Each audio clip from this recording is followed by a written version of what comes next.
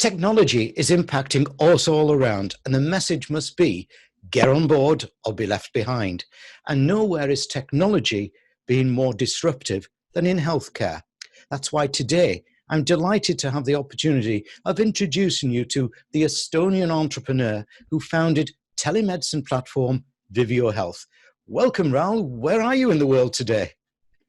Hello, Malcolm. I'm in Marbella in Spain at the moment. It's really been like super busy time for us. Tell me about yourself and what Viveo Health does. Myself, I started my insurance business actually when I was very young. I started my first company at the age of 21.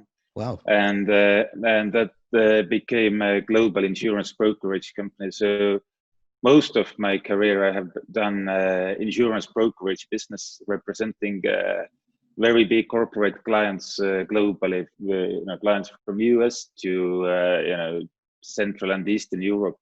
So 3 years ago, I started Viveo Health, and this the idea was to combine health insurance, digital health, and offline clinics to make something that is customer-centric rather than insurance companies centric. Yeah. So you've gone from insurance brokerage to health brokerage almost. Exactly.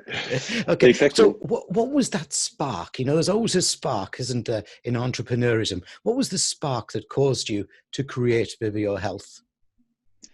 Basically, the first idea, I wanted to introduce some private health insurance company to Estonian market, like Right. some big international one.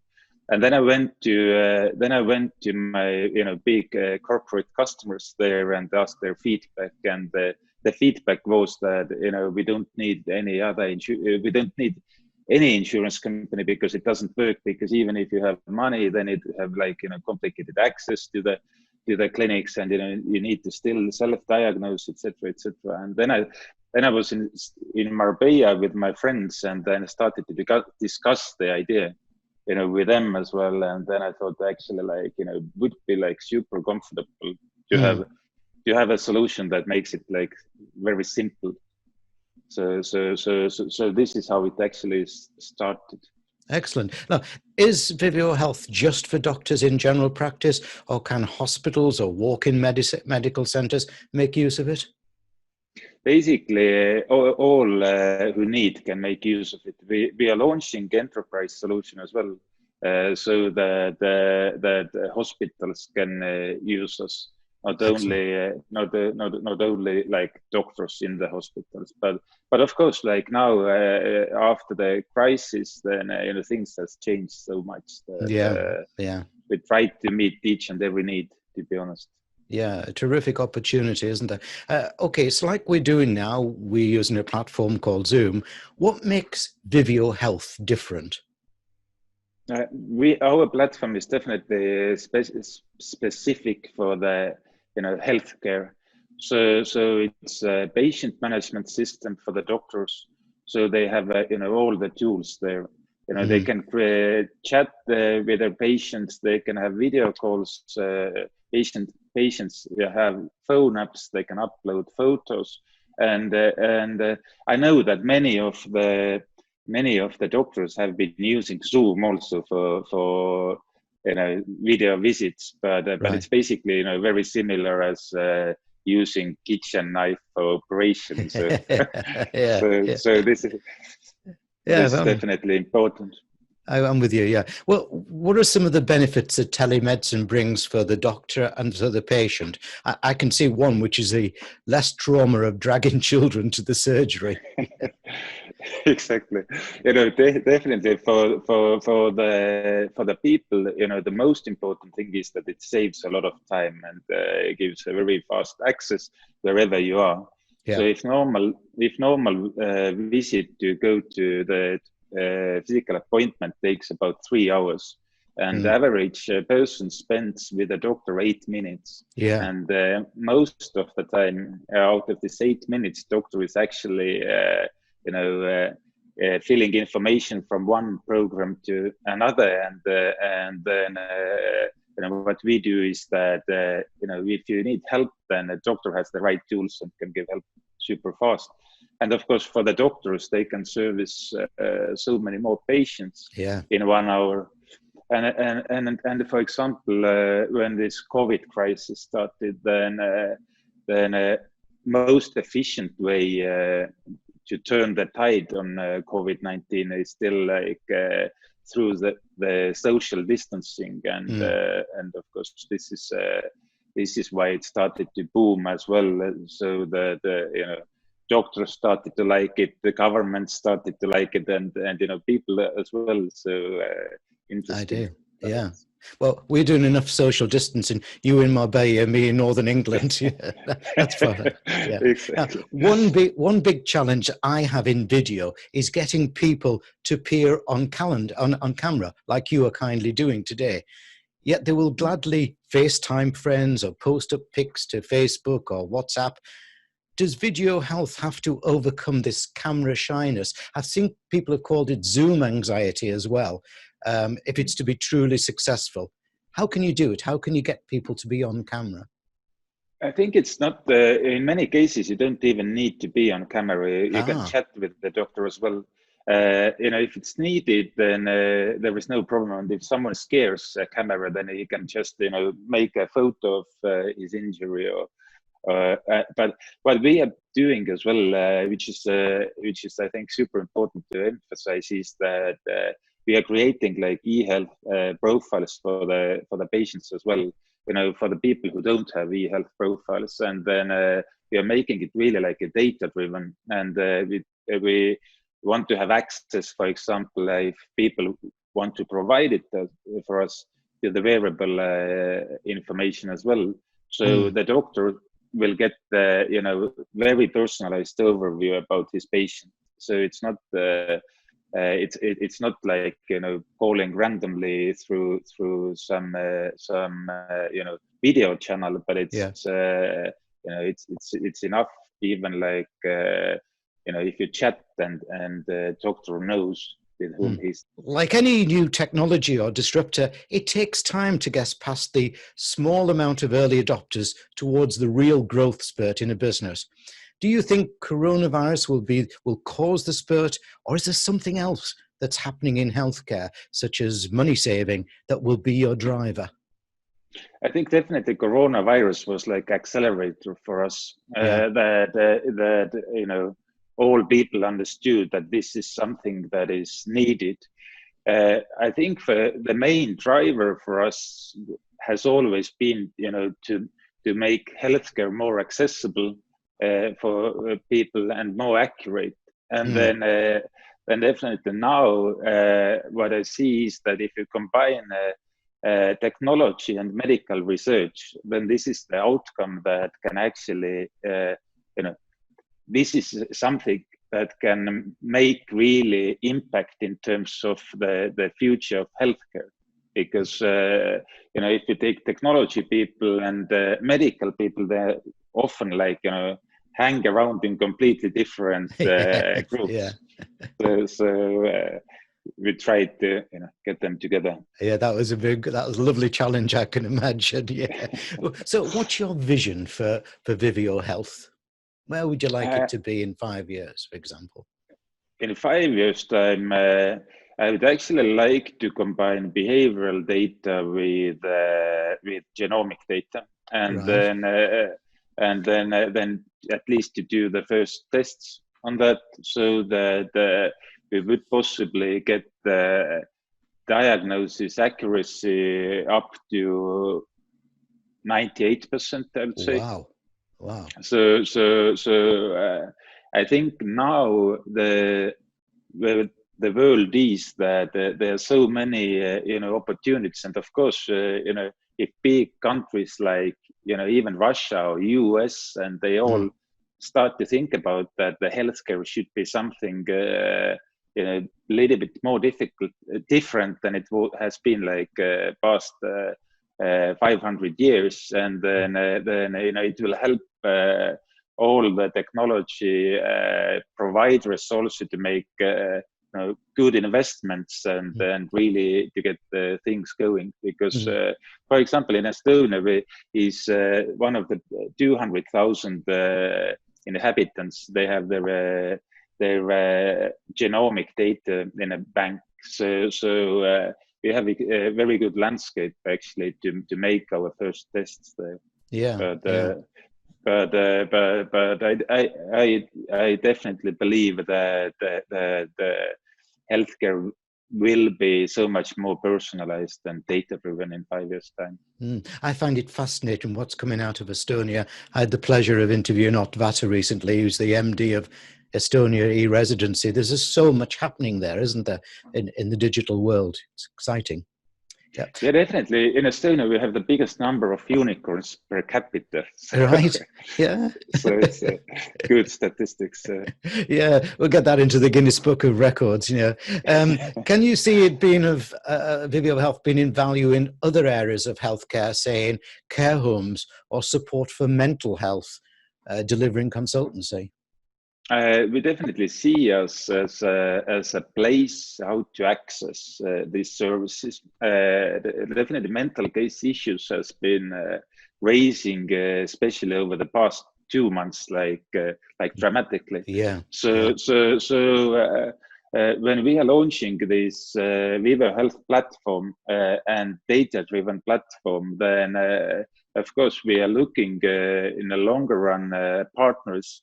Who would provide us technology for the other conditions as well. For example, if you take there is about 10% of the global population has diabetes. So to link them up with the diabetic tools, Viveo definitely can see opportunity there as well. But to be just like one place where to go if you need any kind of medical help or something like that. This is our vision for the future. Do you think what you're doing will dramatically bring down health care costs? Definitely, because at the moment we are working, for example, with the algorithms that will ask about 10 questions and these questions will be a kind of personalized questions to me, not like a random Google symptom checker. Yeah. So it will help us. It will help our doctor to make more accurate and faster decision as well. So if doctors can service so many more patients in 1 hour, then of course only clients will, not only patients will win, but of course doctors as well. And now, for example, very interesting is that 40% of the people, they don't want to go back to the offices anymore. Like globally, it's not only about the doctors or patients, or basically no one wants to go back to the doctor, back to the office now. But what we do is we create the virtual offices for the doctors so that they can sit in their home. They have nice virtual backgrounds. If there is a noise, there is a AI technology that will cut off all the back noise, and then this is what we do, and then they can start service their patients from their home and still look very professional. It was instead of that awful bookcase that most people have behind them. Exactly. And you've got a fabulous picture there. How important was it for you to be seen as providing more than best practice in data protection and other compliances?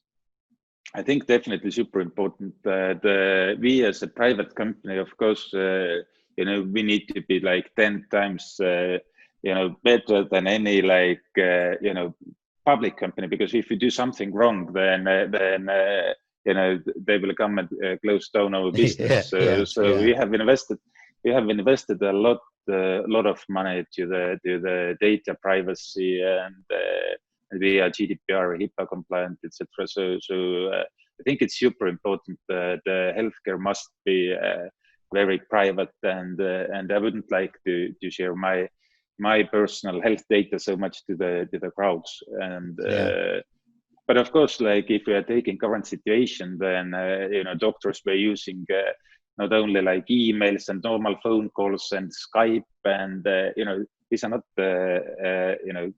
compliant places to do healthcare or to share health information, but they all did that. So now the need is. Mine would eat up a terabyte of data. Exactly. Look, there's a lot of entrepreneurs and a lot of investors will be watching you at the moment and listening to you as we publish the video. What's been the biggest challenges in getting your product to market? Wow, there has been a lot of challenges actually. Like in 2 days, we launched in 42 countries, and then Wow. then what we saw was that our platform was like a Formula One supercar in terms Right. of cars. Yeah. So when doctors logged in, they saw, okay, here is this feature, that feature, etc. And then for them, the big challenge was the you know, if the first car you buy and you start to drive this Formula One supercar, then it's like, you know, too complicated. Yeah. Then for us was the challenge was to make it you know, simplified. Yeah. And we really like made it very, very simple. We took the best people you know, from the world who has done you know, similar things, like people from you know, from Clue and from Spotify, and you know, many who has like done things for the, you know, big crowd, because Yeah. you know, Estonian doctors, they are more used to use technology than doctors in South Africa, for example, or in India. We have like, you know, a lot of doctors in India using us, so that has been a challenge, definitely. And then the next thing, what was like super important, we thought that you know, we launched it free of charge for the doctors so that they can, you know, help their own patients a lot. But now quick feedback was that, you know, doctors really need the payment system as well, because you know, another thing that we didn't think that it's like, you know, super important in the beginning, but now in terms of our own business, I think you know, the biggest challenge has been to get the best people in the world as fast as possible. So now we have staff in 9 countries. So most of them I haven't seen like personally, only through the video. Yeah. Well, you stay there. You're in the right place. Look, I know it's your homeland. But why choose Estonia to be your base? Do you think this may cause you any problems post-Brexit, say in dealing with the UK NHS? I think that Estonia is a good place to start the business. First, there is a very strong, like Estonia is a very strong digital nation, and it's good. It's super good to find the good talent from there. But our development office has been in Armenia for more than a year already. Right. So where our headquarters will be in the future, I don't know, because very difficult to tell. Of course, you know, we need to make you know, smart decisions. That basically for us, we see that it doesn't really matter if the legal situation is good for the company and taxation system is good, then it doesn't matter so much. But the Estonian market is so tiny; it's 1.3 million people there. But for us, why it's good to be there is that you know, we can test the solution in Estonia and then make it available globally. Yeah, roll out. It's a great test area. You're right. Yeah. So with your tremendous experience as an entrepreneur, I'd love if you can give some general guidance to our viewers and listeners on how to be a successful entrepreneur like yourself in these challenging and uncertain times. I think definitely there are two. I have one business that is insurance brokerage business. This is very traditional. So I think if you start this, do things like super fast there, you know, it will collapse. Because you can't make like huge changes. You must make like, you know, smart decisions. But if now in the startup business, it's completely different. I would say like you need to hire first and fire first, and then also you know, basically the idea that we had last week, which was like a great idea, and if we get a better idea, we must just throw it away Right. super fast. But in terms of how to adopt in these cases, I think basic things are just to have a kind of like I'd say a gut feeling what is going to happen in not only next month but in next 5 years time. So when we saw like e-commerce started to boom a lot, and it was already booming, then obviously it is logical not to invest too much on the businesses that are actually like being disrupted, and then just I would say like the most important person who will answer to that question is every business customer, what Yes. he would like to have. So this is, I think, the most important thing, because I can tell like 1,000 things. This is just like my ideas, but it's good to go back to your customer and say that what do you really want, and then from there is it's already easy. It's like you said at the beginning about Viveo Health. You're very customer centric. Yeah, you've obviously doing great. Nine teams, I think you said, in nine areas, and that. So Viveo Health, though, will be very successful if it's got a great team, like any product. Exactly. What are your top 3 tips on effective team motivation? I think for the team, motivation is at first you must provide something interesting to do for them, and then the key thing what I see is communication. That today's communication channels are so good, like Slack and Monday.com and etc. So I can even see that now our communication is better when we are all like in our homes and spread away, because otherwise if we have like cabinet meetings, we don't write so many updates. But now whole team is in the Slack, and then you can go channel by channel and be really well informed about what's going on, and then people still feel that they are involved in the business. Because this is, I think, in my opinion, super important, and most important, I think, is that your team shares the same vision that you have. Right. So otherwise, like there are traditional companies where 20% of the people who are working for you are working against the company. It cannot happen in a startup business or something like that. And I think for technology business like ours, the most important is the team, because you can have a great idea, but there will be no one who will make it happen. How I take a team is that like I said, we have people in nine countries, but it's not like I was recruiting in Hong Kong and managed to take ex-Citibank managing director as our financial director, but it was actually through the recommendations that I think that definitely what I try to find is the best people, like and wherever he or she is, then borders doesn't matter. Raul, before I ask you your final question, I just want to make certain everybody's taken note of your URL, viveohealth.com there. And so, final question time. If you were granted 3 wishes, is there such a thing as a fairy godmother in Estonia? Yeah. Magic. If you were granted 3 wishes to ensure the future of caring healthcare provision around the world, what would those 3 wishes be? I think first wish would be that healthcare will be accessible for all the people around the world.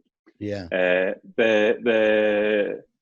The second wish is that it will not be dependent so much about how much money people have earned, because super important is to emphasize that people with more money are living about 10 years older globally. And the third wish would be that Viveo would be the one who will deliver all that. So. Raul, I totally hope that your wishes come true, and thank you so much for an excellent interview and so much to learn, and a very exciting company, Viveo Health. Thank you. Thank you so much for having me. Okay.